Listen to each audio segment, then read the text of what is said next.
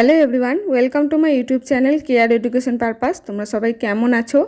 আজকে আমি তোমাদের সাথে শেয়ার করতে চলেছি ক্লাস 5-এর দ্বিতীয় পর্যায়ক্রমিক মূল্যায়ন 2025-এর জন্য তোমাদের আমাদের পরিবেশ এই বইটার যে তোমাদের যা যা পরীক্ষা হবে, তো সেটার উপর আমি তোমাদের সাথে আজকে সাজেশান শেয়ার করব। তো চলো ভিডিওটা শুরু করা যাক।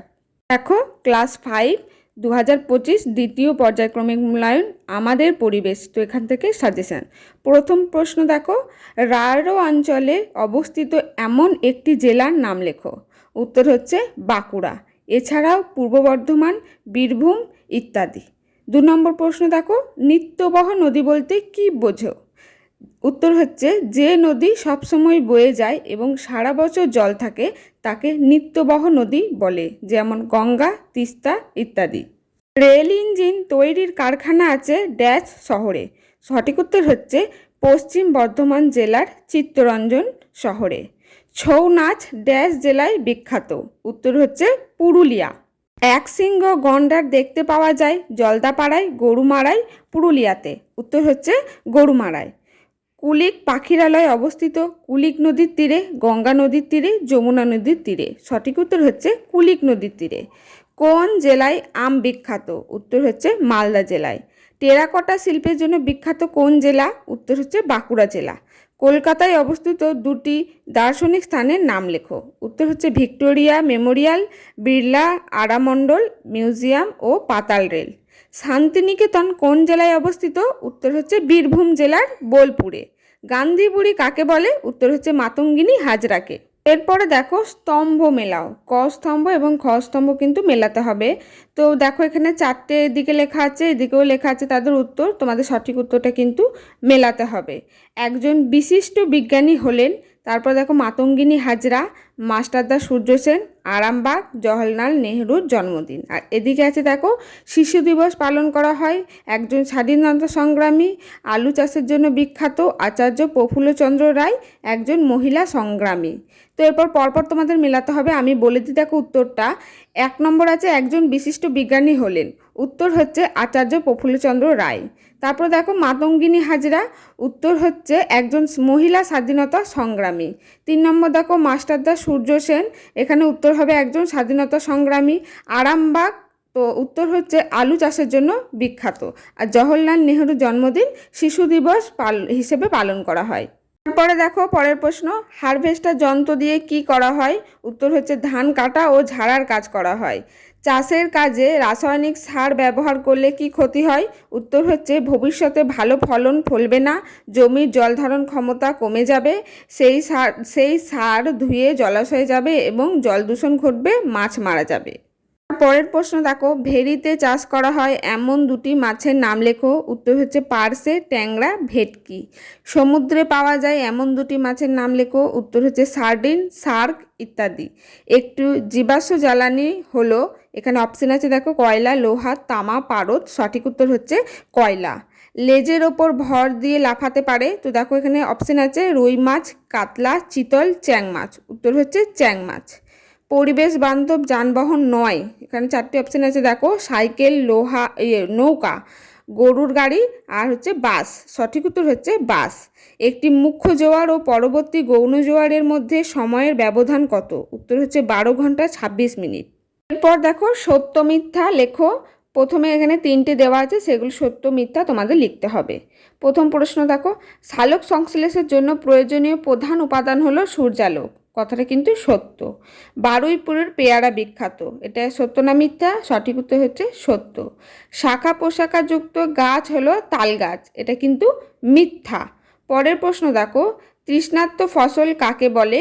ধানকে তৃষ্ণার্ত ফসল বলে, কারণ এই চাষে প্রচুর জলের প্রয়োজন হয়। পথের পাঁচালী বইটি কার লেখা? উত্তর হচ্ছে বিভূতিভূষণ বন্দ্যোপাধ্যায়। আমাদের দেশের সবচেয়ে গুরুত্বপূর্ণ নদীর নাম কি? উত্তর হচ্ছে গঙ্গা। সুন্দরবনে কোন উদ্ভিদ দেখা যায়? উত্তর হচ্ছে ম্যানগ্রোভ জাতীয় উদ্ভিদ দেখা যায়, যেমন সুন্দরী, গড়ান। পশ্চিমবঙ্গে সবচেয়ে উঁচু পর্বতশৃঙ্গের নাম কি? উত্তর হচ্ছে সান্দাকফু। মালদার কোন আম বিখ্যাত? উত্তর হচ্ছে ফজলি আম। সীতাভোগ ও মিহিদানা কোন জেলায় পাওয়া যায়? উত্তর হচ্ছে বর্ধমান জেলায়। পশ্চিমবঙ্গের একটি বন্দর শহরের নাম লেখো। উত্তর হচ্ছে হলদিয়া শহর। স্বাধীনতার জন্য লড়াই করেছিলেন এরকম একজন মহিলার নাম লেখো। তো উত্তর হচ্ছে কল্পনা দত্ত, মাতঙ্গিনী হাজরা, তারপরও হবে প্রীতিলতা ওয়েদেদার। নেতাজির জন্মদিন কোন তারিখে পালন করা হয়? উত্তর হচ্ছে 23শে জানুয়ারি।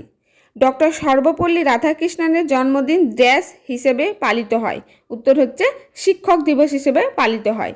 ড্যাশ দিয়ে বর্তমানে জমি চাষ করা হয়? উত্তর হচ্ছে পাওয়ার টিলার।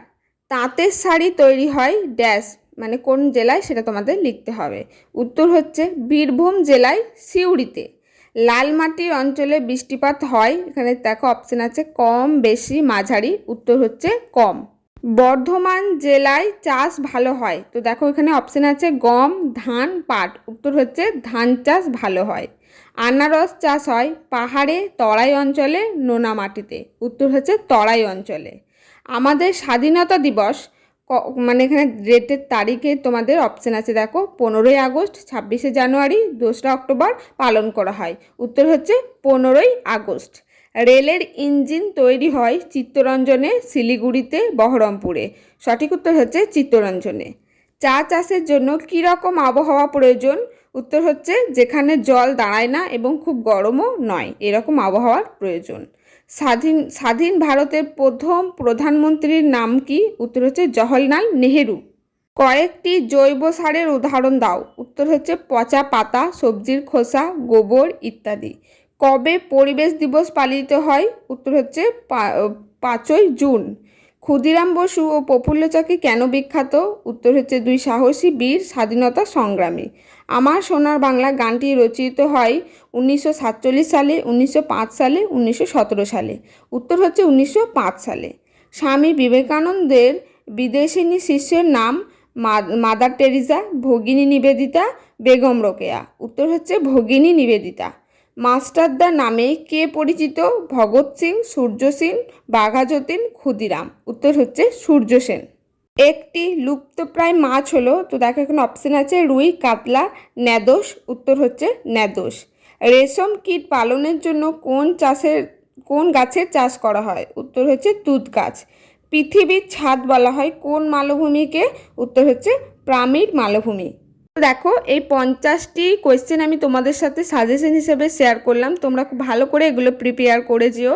আর এগুলোই তোমাদের ঘুরিয়ে ফিরিয়ে বিভিন্ন রকম আসতে পারে, যেটা হয়তো আমি তোমাদের জন্য ডান দিক বাঁ দিকে দিয়েছি মেলাও, সেটা হয়তো সত্য মিথ্যায় দিতে পারে, বা যেটা এমনি 1 নম্বরের প্রশ্ন দিয়েছি সেটার অপশন দিয়ে দিতে পারে। তোমরা কিন্তু খুব ভালো করে এগুলো প্রিপেয়ার করে যেও, আশা করি তোমরা এখান থেকে কমন পেয়ে যাবে।